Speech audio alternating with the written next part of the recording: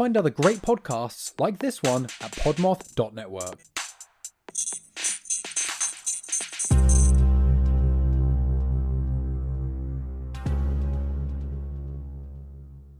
We are the Brutal, Bizarre, and Boozy podcast. I'm Declan, the son. And I'm Jane, the mom. This is the podcast where we talk about brutal crimes like serial killers and the random one-off murder. We will tell you about bizarre occurrences like alien abductions and monsters in the dark. And we just might get you drunk with cocktails themed around one of our stories. At the very end of every show, we like to lighten things up and cleanse the palate from the tragic and terrifying stories. So we end our time with a chaser. You might get to hear crazy stories about our pets or just silly movie recommendations. Give us a listen. We are the Brutal, Bizarre, and Boozy podcast.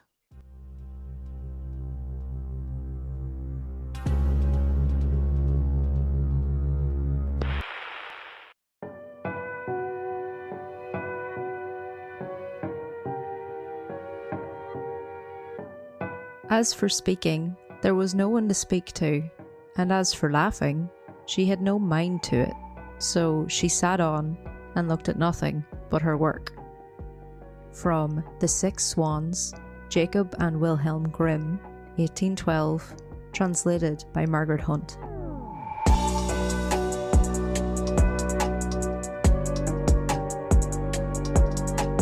The Brothers Grimm are household names, spoken with the same familiarity as Cinderella, Hansel and Gretel, or Rapunzel. In German-speaking Europe, their books were second only to the Bible in popularity, and by the 20th century, they had become the most famous collectors of folk and fairy tales in the Western world.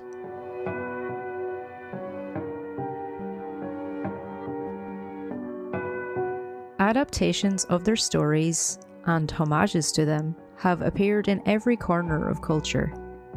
Literature and opera, theatre and comedy, music, TV and film, and even meme culture. You could say their influence is so widespread it feels almost like a magic spell cast over the land from one of their iconic retellings. But given how deeply their work has permeated our media, our childhoods, and our storytelling traditions, it's worth pausing to ask who these men actually were, and what values and beliefs they scattered through the pages of their beautifully illustrated tales. Born just 1 year apart in the 1780s to a jurist and the daughter of a city councilman, Jacob and Wilhelm Grimm were 2 of 9 children, 3 of whom died in infancy.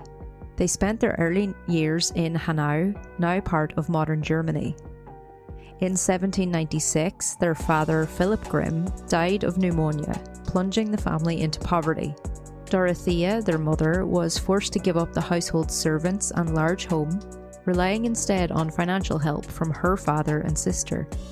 Since Jacob was the eldest surviving son, he took on adult responsibilities at just 11 years old, sharing them with Wilhelm for the next 2 years. Out of these difficult circumstances, the brothers developed a famous work ethic, a deep commitment to learning, and a bond that would last throughout their lives.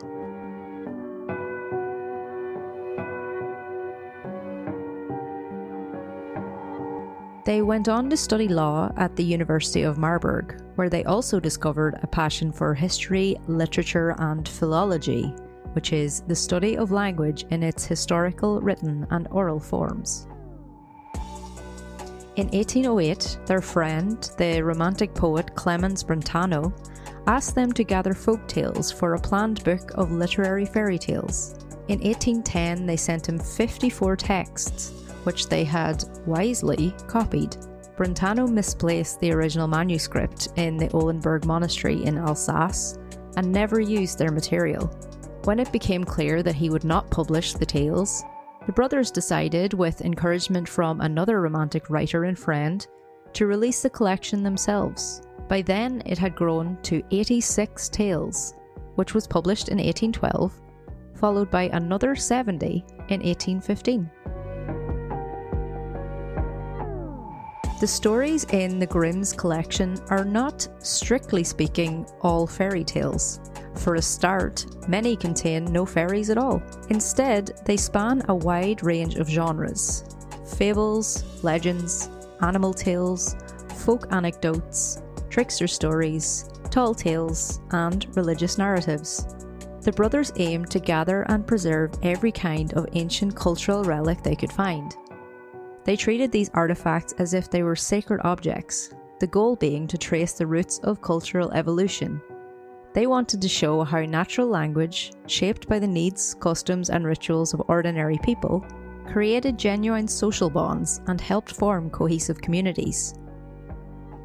It sounds idyllic, romantic, and honestly pretty progressive. But in reality, the Grimms rarely collected stories by travelling into rural villages and listening to peasants. Most of their informants were women from the educated middle class, and many tales came from aristocratic circles. A significant number were taken from other books, especially after the 1819 edition. The tales were not exclusively German in origin, but were part of a wider European storytelling tradition.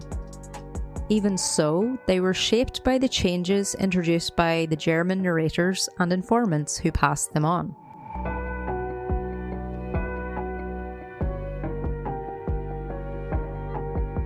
During their lifetimes, the Grimms published 7 editions of the so-called Large Collection between 1812 and 1857, which Wilhelm revised continually after the first edition.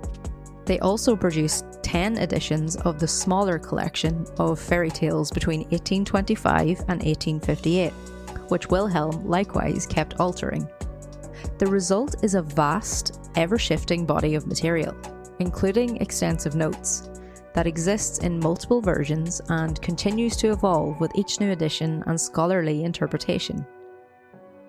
Each subsequent evolution, of course, is not without a facet of the collectors who preserved them. It is commonly assumed that the Grimm stories were always meant to charm children, to lull them to sleep or nudge them toward good behaviour. Modern picture book editions certainly encourage that belief, smoothing out the rough edges and pairing the tales with soft illustrations that politely ignore the social tension simmering underneath. What tends to be forgotten is that Jacob and Wilhelm originally and repeatedly stated that their collection was not for children at all. Their intended audience was grown-ups and scholars. They knew children enjoyed the tales, sure, but their real aim was to encourage adults to understand the present by studying their cultural past. And that is where things get patriarchal.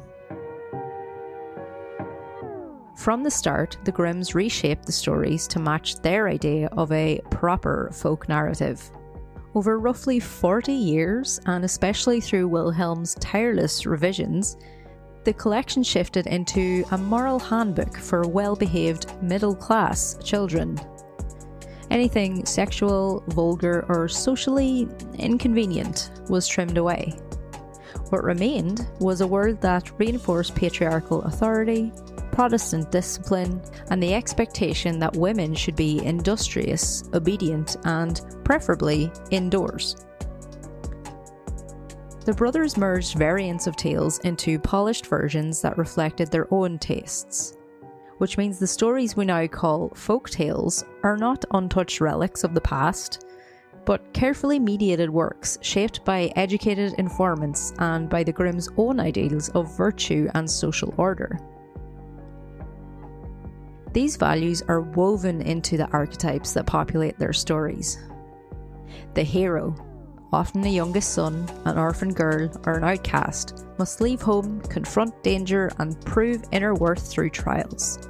This reflects the Grimm's admiration for perseverance and moral strength. The trickster, or fool, succeeds through wit or mischief, capturing their interest in the cleverness of ordinary people. The villain embodies greed, idleness, or deception, mirroring their belief that stories should confront the darker impulses of human nature. The wicked stepmother reinforces their moral emphasis on maternal duty and the end of childhood dependence.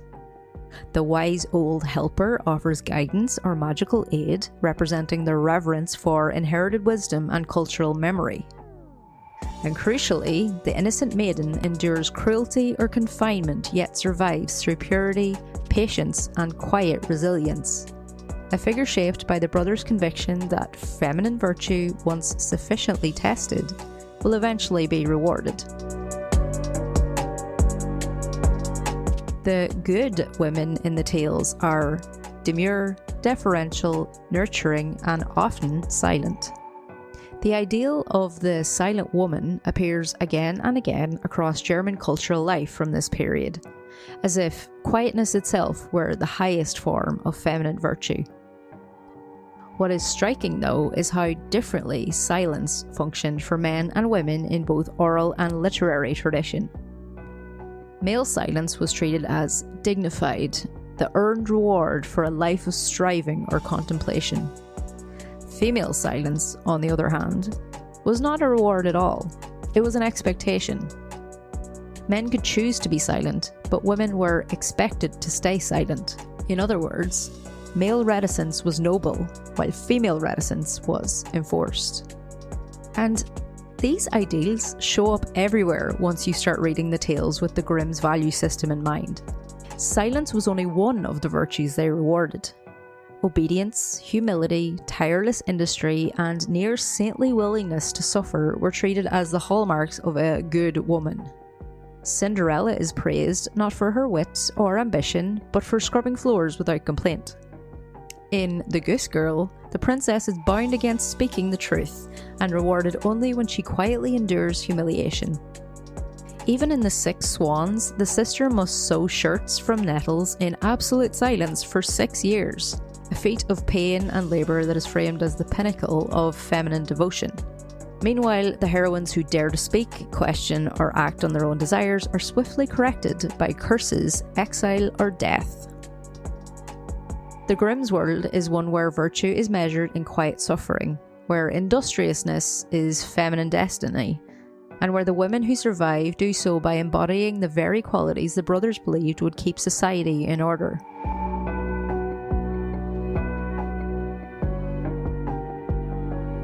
The legacy of the Grimm's tales is complicated, powerful, and more than a little ironic.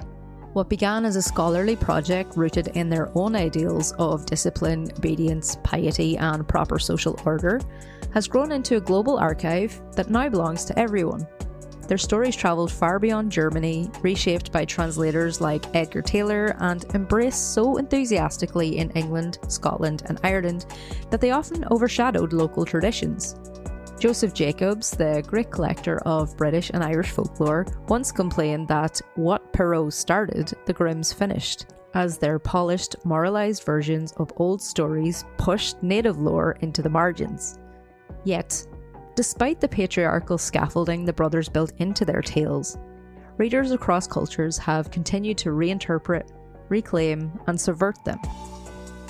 The very narratives once used to promote silence, obedience, and industrious suffering have become fertile ground for feminist retellings, queer reimaginings, and modern critiques of power. In other words, the Grimms may have shaped the stories, but the world has been reshaping them right back ever since. Thank you for joining me for another Pine Cones, Seeds of Folklore from Rowan and Pine. I'm Neve, and until next time, please remember that silence is not a feminine virtue, and we will always support your right to yap. Thanks for listening, and fuck yeah, folklore. Fuck yeah, folklore.